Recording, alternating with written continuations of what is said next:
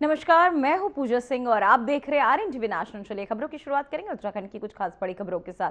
टिहरी में अंतर्राष्ट्रीय योग महोत्सव 2026 का भव्य उद्घाटन मुख्यमंत्री पुष्कर सिंह धामी ने किया। इस कार्यक्रम में देश विदेश से योग आचार्य, प्रशिक्षक और साधक शामिल हुए। सीएम धामी द्वारा नई योग नीति लागू करने से उत्तराखंड को योग और अध्यात्म की वैश्विक राजधानी से रूप में भी पहचान मिली है। साथ ही इस दौरान सीएम पुष्कर सिंह धामी ने क्या कुछ कहा, चलिए आपको सुनाते हैं। जी, अभिषेक Srivastava ji, times of India के हमारे प्रतिनिधि, विनीता बिष्ट जी, नगर पंचायत अध्यक्ष तपोवन, डॉक्टर एल.एन. जोशी जी, संस्कृत महाविद्यालय, नितिका खंडेलवाल जी, आयुष अग्रवाल जी, प्रतीक जैन, एमडी, जेएमबीएम, श्री नरेंद्र भंडारी, अपर सचिव उत्तराखंड शासन एवं मेरे सामने बैठे हुए सभी हमारे पूज्य संतगण, हमारे पंडित जोशी जी, विपिन बिहारी जी, अनिता जी, डॉक्टर आनंद मोहन रतूड़ी जी और श्री विनय उनियाल जी और देश दुनिया से यहाँ पधारे आप सभी महानुभावों का मैं आज इस योग महोत्सव के शुभारंभ अवसर पर आप सभी का स्वागत करता हूँ, आप सबका अभिनंदन करता हूँ। और सच में मैं आप सबके बीच में आकर मैं स्वयं को अत्यंत गौरवान्वित महसूस कर रहा हूँ, जहाँ आज अनेक हमारे कलाकारों ने, अनेक उनके दलों ने यहाँ पर बहुत ही शानदार अपनी प्रस्तुति हम सबके समक्ष प्रस्तुत की है। ऐसी प्रस्तुति देने वाले हमारे सभी कलाकार बंधु, उनका भी मैं स्वागत करता हूँ, उन सबका भी अभिनंदन करता हूँ। और देश दुनिया से पधारे हमारे सभी योग साधकों का मैं यहाँ पर उत्साह देख रहा हूँ। प्रत्येक वर्ष की भांति इस वर्ष उनके उत्साह में मुझे कई गुना बढ़ोतरी दिखाई दे रही है। और ये योग के प्रति जो आपका समर्पण है और ये समर्पण आपका इस पूरे वातावरण को ऊर्जा से भरने का काम कर रहा है। और ऊर्जा भी सामान्य ऊर्जा नहीं, एक आध्यात्मिक ऊर्जा जो हमको ब्रह्मांड से प्राप्त हो रही है और हम सबके बीच में एक तरह से संचरित हो रही है। गढ़वाल मंडल विकास निगम और उत्तराखंड पर्यटन विभाग के संयुक्त तत्वाधान में आयोजित हो रहा ये योग महोत्सव पिछले 35 वर्षों से योग की परंपरा को विश्व के कोने कोने तक इस योग को पहुंचाने में बहुत महत्वपूर्ण भूमिका निभा रहा है। और आप सबको पता है, मुझे भी अत्यंत प्रसन्नता हो रही है कि 7 दिनों तक निरंतर चलने वाला ये योग महोत्सव, जिसमें योग, प्राणायाम, ध्यान, आयुर्वेद, प्राकृतिक चिकित्सा और आध्यात्मिक प्रवचनों के विभिन्न सत्रों के साथ साथ run for yoga, heritage walk तथा अंतर्राष्ट्रीय योग सम्मेलन जैसे विशेष कार्यक्रमों का आयोजन इन 7 दिनों में किया जाएगा। मुझे पूरा विश्वास है कि ये सभी कार्यक्रम प्रतिभागियों को योग के विभिन्न जो आयाम हैं उनसे परिचित कराने के साथ साथ स्वस्थ एवं संतुलित जीवन शैली को अपनाने के लिए भी प्रेरित करेंगे। भाइयों बहनों, योग भारत की प्राचीन और महान आध्यात्मिक परंपरा की अमूल्य धरोहर है। हजारों वर्षों से हमारे ऋषियों ने, मुनियों ने, तपस्वियों ने और योगाचार्यों ने योग के माध्यम से शरीर, मन और आत्मा के संतुलन का जो मार्ग दिखाया था, आज वो पूरी दुनिया के लिए स्वस्थ जीवन, मानसिक शांति और आध्यात्मिक उन्नति का आधार बन चुका है। योग मात्र एक व्यायाम नहीं है, जैसे कि बहुत सारे लोग ये सोचते हैं कि योग एक पीटी है, बल्कि ये समग्र जीवन पद्धति है। आज जब संपूर्ण विश्व तनाव से गुजर रहा है, अवसाद से गुजर रहा है और भौतिक दौड़ भाग से जूझ रहा है, ऐसे में योग के माध्यम से हम अपने शरीर को, अपने मन को तनाव से योग के माध्यम से पूरी तरह से संतुलित कर सकते हैं, पूरी तरह से मुक्त कर सकते हैं। योग के माध्यम से आज में लोग केवल अपने जीवन को स्वस्थ बना रहे हैं, बेहतर बना रहे हैं, बल्कि अपने जीवन की क्वालिटी को भी बढ़ा रहे हैं, उसमें गुणात्मक सुधार भी ला रहे हैं। इसलिए योग को हमें तो वहीं मुख्यमंत्री पुष्कर सिंह धामी हरिद्वार पहुंचे और 2027 के कुंभ मेले की तैयारियों का जायजा लिया। उन्होंने अधिकारियों के साथ बैठक कर अधूरे निर्माण कार्य जल्द पूरा करने के निर्देश दिए। मुख्यमंत्री ने साधु संतों और सामाजिक संगठनों के साथ चर्चा कर श्रद्धालुओं के लिए बेहतर सुविधाएं और सुरक्षा सुनिश्चित करने पर भी जोर दिया।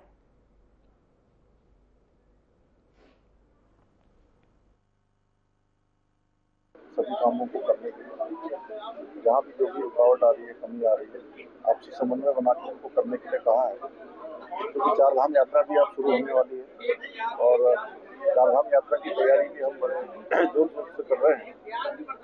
और इस बार का कुंभ मेला अच्छा हो, भव्य हो, दिव्य हो, उसमें सभी हमारे जितने भी हितधारक हैं जो हर बार मेला करवाते हैं, आयोजन करवाते हैं, उसमें सभी हमारे सामाजिक संगठन है, धार्मिक संगठन है, उन सब से और समय समय पर पूज्य संतगणों का परामर्श लेकर, उनका आशीर्वाद लेकर हमको लगातार इस प्रकार की समीक्षाएं चलती रहेंगी। मैं देहरादून में भी लगातार इस प्रकार की समीक्षाएं कर रहा हूँ और यहाँ भी यदा कदा जब भी जरूरत होगी वैसे मैं बीच में यहाँ रहूँगा। 5 राज्यों के क्या देखते हैं। तो वहीं मुख्यमंत्री पुष्कर सिंह धामी ने शहरी विकास विभाग के 63 सफाई निरीक्षकों को मुख्य सेवक सदन में नियुक्ति पत्र प्रदान किए। उन्होंने 62 करोड़ की लागत से बनने वाले शहरी विकास निदेशालय भवन का वर्चुअल शिलान्यास किया और कूड़ा निस्तारण वाहनों को हरी झंडी दिखाकर रवाना किया। सीएम धामी ने पिछले 4 सालों में लगभग 30,000 युवाओं को नौकरी मिलने की जानकारी भी दी।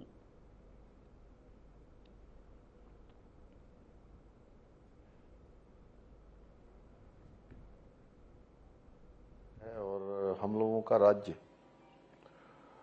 पर्यटन आधारित राज्य है। आध्यात्मिक हो, पर्यटन की दृष्टि से हो, धार्मिक दृष्टि से हो, बड़ी संख्या में लोग यहाँ आते हैं और पूरे राज्य को स्वच्छ करना, विशेषकर हमारे निकायों को स्वच्छ बनाना, ये हमारा आज के दिन से ही संकल्प होना चाहिए और ऐसा नवाचार आप सबके माध्यम से होना चाहिए कि इससे निश्चित रूप से एक निकाय को देखने के बाद जहां आपकी जिम्मेदारी है, दूसरे निकाय के लोग कहें कि वहां कितना अच्छा काम हुआ है, वहां कितनी अच्छी सफाई व्यवस्था हुई है। साधन कम हो सकते हैं, चुनौतियां बड़ी हो सकती हैं, लेकिन हिम्मत और हौसले अगर हमारे बड़े हैं तो हर रास्ता आसान हो जाता है, मंजिल हम सबको मिल जाती है। तो इस भाव से हमको काम करना है। मैं आज चूंकि बड़ा शुभ दिन है और आप लोगों ने इसके लिए लंबा परिश्रम भी किया है, प्रशिक्षण भी लिया है और शिक्षा संस्कार सभी आपको अपने परिवार से मिले हैं, माता पिता से मिले हैं, गुरुजनों से मिले हैं। मैं उन सभी का भी बहुत अपनी तरफ से आपके माता पिता, आपके गुरुजनों को, उन सबको भी मैं बधाई देता हूं, जिनके मार्गदर्शन से आप आज इस मुकाम को हासिल कर रहे हैं। साथ ही आज शहरी विकास विभाग के निदेशालय का भी आज यहाँ पर शिलान्यास किया गया है और सुंदर भवन बनने वाला है। लंबे समय से इसकी मांग थी। एक ही स्थान पर काफ़ी सारे हमारे कार्यालय भी हो जाएंगे, अच्छी व्यवस्थाएं भी हो जाएंगी, वहाँ से अच्छी मॉनिटरिंग भी हो जाएगी। पूरे राज्य के अंदर सभी निकायों से संवाद भी अच्छा स्थापित होगा। भाइयों बहनों, राज्य गठन के समय हमारे प्रदेश में केवल जहां 63 स्थानीय निकाय थे, आज प्रदेश में एक बड़ा ढांचा हमारा इस क्षेत्र में खड़ा हो गया है। 11 नगर निगम, 46 नगर पालिकाएं और 51 नगर पंचायत सहित कुल 108 स्थानीय नगर निकाय हैं और ये सभी इस बात का प्रमाण है कि आज शहर विकास और आर्थिक गतिविधियों के महत्वपूर्ण केंद्र बन चुके हैं और ये हमारे सपनों को साकार करने के स्थान बन चुके हैं, संकल्पों को सिद्धि तक पहुंचाने के स्थान बन चुके हैं। और हमारी सरकार इन शहरों को स्वच्छ, सुव्यवस्थित, आधुनिक बनाने के लिए प्रयास कर रही है। इस दिशा में हमारे स्थानीय निकायों की भूमिका अत्यंत महत्वपूर्ण हो जाती है। आज कूड़ा प्रबंधन से लेकर नागरिकों को मिलने वाली मूलभूत सुविधाओं के सुचारू संचालन तक में इन सब की बड़ी जिम्मेदारी हमारे निकाय के कंधों पर होती है। इसलिए स्थानीय निकाय हमारे शहरों के समस्त और समग्र विकास के सबसे मजबूत स्तंभ है। आज नियुक्ति प्राप्त करने वाले हमारे सभी जो सफाई निरीक्षक हैं वो इस नींव के पत्थर हैं, और नींव का पत्थर आप सब जानते हैं ना, पत्थर मजबूत होता है, फाउंडेशन मजबूत होती है और उसी पर पूरी बिल्डिंग बनती है। उसी पर अच्छा बहुमंजिला भवन भी जो जिसका आज यहाँ पर शिलान्यास किया है, अगर उसकी नींव अच्छी होगी, फाउंडेशन अच्छी होगी और कहते हैं बुनियाद अच्छी होगी, तो वो बिल्डिंग भी अच्छी होगी, वो भवन भी अच्छा होगा।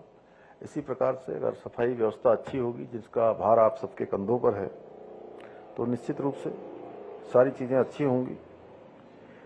भाइयों बहनों, पिछले करीब 5 वर्षों में शहरी निकाय में 63 हमारे अधिशासी अधिकारियों की नियुक्ति हुई है, 22 कार्य एवं राजस्व निरीक्षकों की, 32 अवर अभियंताओं की नियुक्ति पत्र प्रदान किए जा चुके हैं और आज 63 सफाई कर्मचारियों निरीक्षकों की नियुक्ति के साथ ही ये संख्या अब हमारी बढ़ने जा रही है और निश्चित रूप से इससे हमारी कार्य क्षमता भी बढ़ेगी और अधिक हमारी जो व्यवस्थाएं हैं और अधिक मजबूत होंगी। मुझे विश्वास है आप सभी अपने अच्छे कामों से, निष्ठा से, ईमानदारी से के साथ अपने दायित्वों को आगे बढ़ाएंगे और हमारी जो निकाय हैं, जहां भी आपको जिम्मेदारी मिलेगी, उनको स्वच्छ बनाने में और व्यवस्थित बनाने में आप सब बहुत महत्वपूर्ण भूमिका निभाएंगे। क्योंकि पूरे वर्ष यहाँ पर लोग आस्था श्रद्धा के लिए भी आते हैं, पर्यटन के लिए भी आते हैं, अध्यात्म की प्राप्ति के लिए भी आते हैं। हमारे यहाँ 4 धाम हैं, गंगा यमुना आदि, कैलाश से लेकर अनेक स्थान। अभी मैं कल ही एक दिन पहले अभी मैं टनकपुर में था, तो होली एकादशी से, जिस दिन से होली होती है, उस दिन से पूर्णागिरी का मेला प्रारंभ हुआ और उत्तर भारत का एक बड़ा मेला है। वो आस्था और श्रद्धा का बहुत बड़ा केंद्र है। माँ पूर्णागिरी का धाम, माँ शारदा का स्थान भी है वो। तो मैंने वैसे ही जानकारी ली, नगर पालिका के चेयरमैन है टनकपुर के। मैंने कहा कि पिछले दिनों में कितने लोगों का आवागमन यहाँ पर हो गया है, तो 10-12 दिन में लगभग 4 लाख लोग माँ पूर्णागिरी के दर्शन कर चुके हैं। यानी पूरे अगर वर्ष भर की बात करें तो 25-30 लाख लोग वहां भी दर्शन करते हैं। मैं एक स्थान की बात बता रहा हूँ, ऐसे हमारे यहाँ अनेक स्थान, ऋषिकेश, देहरादून, मसूरी, हमारा यहाँ चक्राता का क्षेत्र, धनोल्टी का क्षेत्र, जहां जाइए आप लोगों की बड़ी संख्या आती है। 4 धामों में भी आती है, देवस्थान है, हमारा छोटे धारी देवी में इतने लोग आने लगे हैं, बहुत बड़ी संख्या होने लगी। सुरकंटा सिद्धपीठ में इतने लोग आते हैं। कैंची धाम में इतनी बड़ी व्यवस्था करनी पड़ती है कि आगे जाने वाले लोगों को जो है अब बाईपास उनके लिए बनाना पड़ रहा है, हमको रास्ता बंद हो जाता है।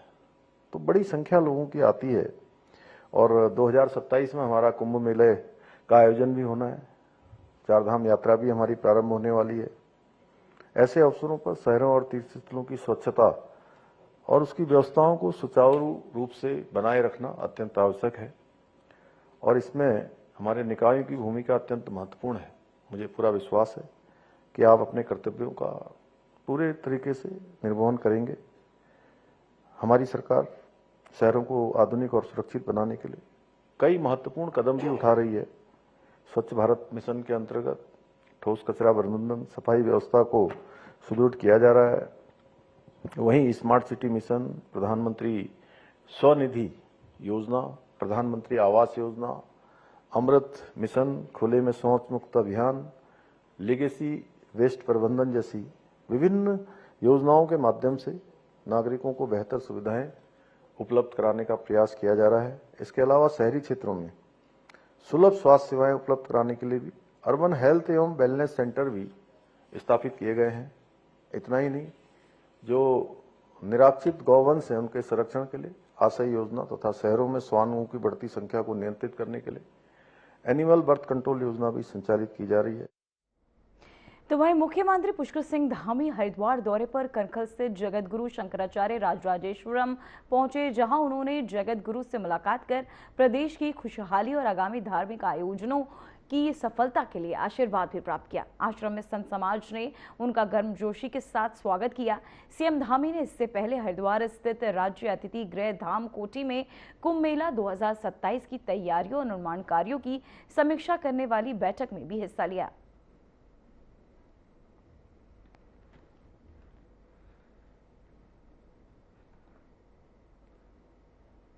तो वहीं मुख्यमंत्री पुष्कर सिंह धामी के नेतृत्व में सरकार ने 4 साल पूरे कर लिए हैं। वहीं बीजेपी प्रवक्ता मथुरा दत्त जोशी ने कहा कि ये कार्यकाल विकास, कानून और पर्यटन के क्षेत्र में महत्वपूर्ण रहा।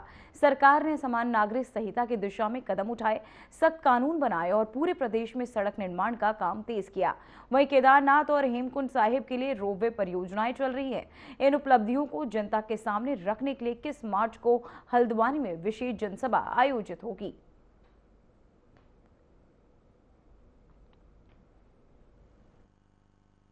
के 4 साल बेमिसाल अभूतपूर्व प्रगति इस 4 साल में उत्तराखंड की हुई है। आदरणीय यशस्वी मुख्यमंत्री आदरणीय धामी जी के नेतृत्व में, और विगत 7 तारीख को आपको याद होगा कि केंद्रीय गृह मंत्री हरिद्वार में आए थे, और उसी परिप्रेक्ष्य में फिर 4 साल की उपलब्धियों को लेकर 21 तारीख को हल्द्वानी में एक विशाल जनसभा आयोजित की गई है, जिसमें केंद्रीय रक्षा मंत्री और भारतीय जनता पार्टी के वरिष्ठ नेता उसमें सम्मिलित होंगे। और 4 साल में सरकार ने तमाम उपलब्धियां की हैं, चाहे यूसीसी लागू करने की बात है, नकल विरोधी कानून बनाने की बात है, दंगा रोधी कानून बनाने की बात है।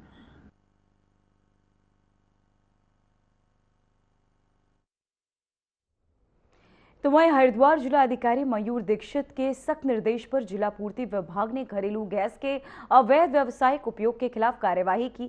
होटलों, ढाबों और रेस्टोरेंट में छापेमारी कर 10 गैस सिलेंडर जब्त किए गए। वहीं नवोदय नगर और बहादुराबाद में 5 सिलेंडर, भवानपुर में तहसील में 5 सिलेंडर बरामद किए गए। ये कार्यवाही भारत सरकार के आवश्यक वस्तु अधिनियम और प्राकृतिक गैस आपूर्ति विनियम आदेश 2026 के तहत हुई।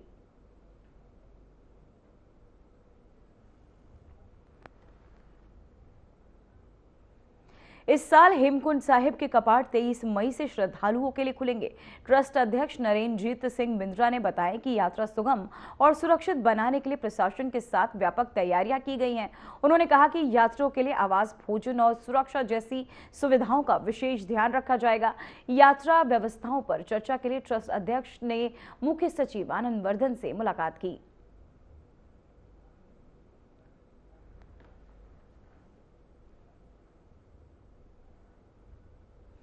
तो वहीं चमेलू में घरेलू रसोई गैस की आपूर्ति पूरी तरह सामान्य है और कहीं भी कोई कमी नहीं है। प्रशासन और सरकार लगातार जनता को आश्वस्त कर रहे हैं कि अफवाहों पर विश्वास न करें। गैस एजेंसियों के कर्मचारियों का कहना है कि सप्लाई पूर्ववत जारी है, लेकिन लोग पैनिक होकर एजेंसियों के सामने भीड़ लगा रहे हैं। इससे जमाखोर और कालाबाजारी करने वालों को फायदा मिल सकता है।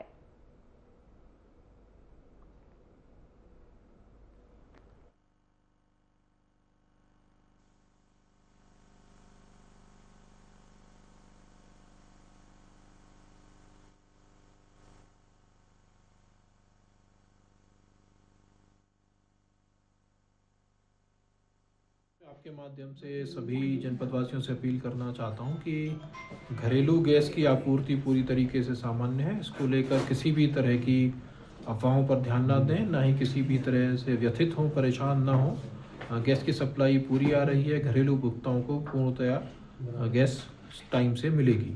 जहाँ तक एक OTP का प्रश्न आया था हमारे कुछ क्षेत्रों में कि OTP टाइम से नहीं आ रहा था, तो उसमें कंपनीज के प्राधिकारियों द्वारा बताया गया था कि उनके द्वारा जो ग्लिच सॉफ्टवेयर में आ रहा था उसको सही कर लिया गया है और ये प्रॉब्लम भी रिजॉल्व हो गई है। सभी उपभोक्ताओं से मैं पुनः निवेदन करता हूँ कि किसी भी तरह की अफवाहों पर ध्यान न दें। सप्लाई पूरी तरह सामान्य है। साथ ही यदि आपके आसपास के क्षेत्र में कोई जमाखोरी करता है या घरेलू गैस का डाइवर्जन कमर्शियल। देखिए, वर्तमान समय में रसोई गैस की जो आपूर्ति है वो लगातार बनी हुई है। लगभग सभी एजेंसियों में डेली ही सिलेंडर की गाड़ियां आ रही हैं हमारे पास में। कुछ ओटीपी को लेके कुछ टेक्निकल इश्यूज आए थे जिसको रिजॉल्व करने की लगातार कोशिश की जा रही है, और उस दौरान हमने ऑफलाइन बुकिंग का एक विकल्प दिया है जिसमें मैनुअली आप जाके अपना सिलेंडर बुक कर सकते हैं। देखिए, मिनिस्ट्री ऑफ पेट्रोलियम के दिशा निर्देशों के अनुसार जो शहरी क्षेत्र हैं वहाँ पर 25 दिन की एक टाइम लिमिट तय की गई है और ग्रामीण क्षेत्रों में 45 दिन की टाइम लिमिट तय। तो वहीं कनपरा के लगांसू ग्वाड़ गधेरा पिछले 4-5 सालों से बारिश में भारी मलबा और पत्थर बहाकर आवासीय मकानों और पुलिस चौकी के लिए खतरा बन गया है। स्थानीय लोग बारिश के दौरान डर के कारण रात सुरक्षित नहीं सो पाते। वहीं सिंचाई विभाग ने केवल आधा अधूरा मेड बनाया और हाल ही में आए अधिकारी सिर्फ आश्वासन देकर चले गए। पुराने डाट पुलिया पर पत्थरों का अंबार बनकर डैम जैसा निर्माण करता है, जिससे नया मोटर पुल और मकानों को नुकसान होने का खतरा है।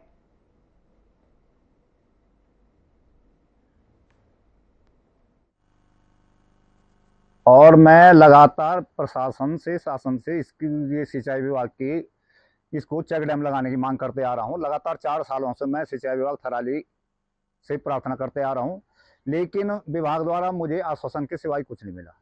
विभाग द्वारा यह अवगत कराया आज ही काम करवाएंगे, कल इसी काम लगाएंगे, लेकिन अभी तक 4 साल बीत जाने के बाद भी अभी तक इस पर कोई कार्रवाई नहीं हुई। मैंने माननीय विधायक जी को प्रार्थना पत्र दिया था, उन्होंने भी सिंचाई विभाग को आदेश किए थे इसमें त्वरित कार्रवाई की। आप देख सकते हैं कि सारा ये नाला जो बह रहा है, बरसाती नाला, इसमें हम रात को सोते नहीं हैं।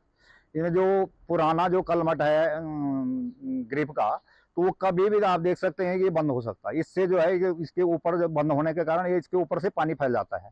और हम जो है लगातार ये यहाँ से सारे चेक डैम जो बनाए गए हैं, कुछ पहले सिंचाई विभाग वालों ने 5-7 चेक डैम बनाए हैं, लेकिन इसके बाद अभी तक कोई कार्रवाई नहीं उसमें।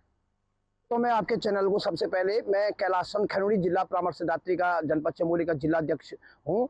और जिस प्रकार से आप ये सामने गजेरा देख रहे होंगे, गजेरा ऊपर से आती है, बैकफ्राव होते हुए कनकुल से गजेरा आता है, और ये लगातार हर साल ये गजेरा लगातार बरसात के कारण बढ़ रहा है।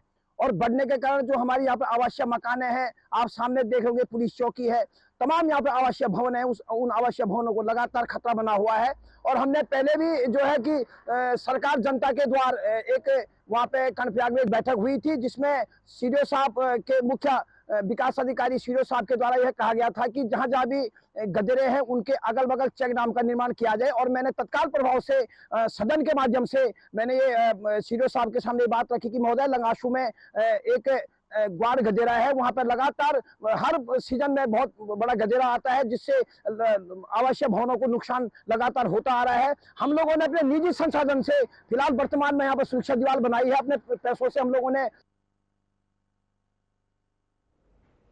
तो वहीं देहरादून के चूना भट्टा इलाके में एक खंडहर मकान में लगभग 35 वर्षीय महिला की लाश मिली। वह पिछले 3 दिनों से लापता थी और लंबे समय से स्मैक की लत में जकड़ी हुई थी। हाल ही में नशा मुक्त केंद्र से लौटने के बाद स्थिति थोड़ी सुधरी, लेकिन महिला फिर नशे में लौट गई। शव पर इंजेक्शन के निशान और सिर पर चोट के निशान पाए गए हैं, जिससे मौत, ड्रग ओवरडोज या हत्या की संभावना दोनों जता रही है। परिवार का आरोप है कि इलाके में नशे का कारोबार जारी और पुलिस कार्यवाही नहीं कर रही है। वहीं फिलहाल पोस्टमार्टम से ही असली कारण का पता लगाया जाएगा।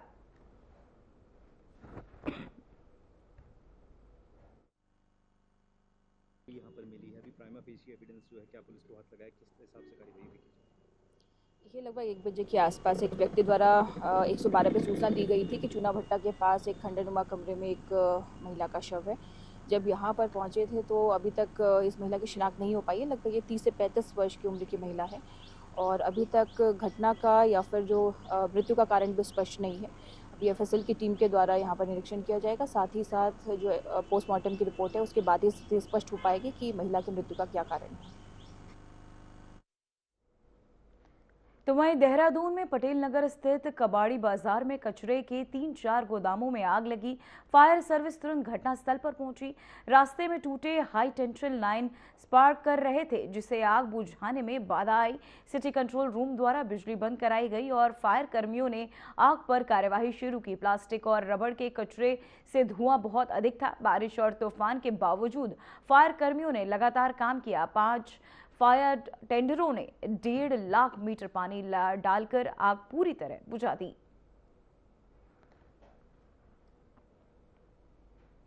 फिलहाल उत्तराखंड की खबरों में इतना ही। बने रहिए RN टीवी नेशनल के साथ। मुझे दीजिए इजाजत। नमस्कार।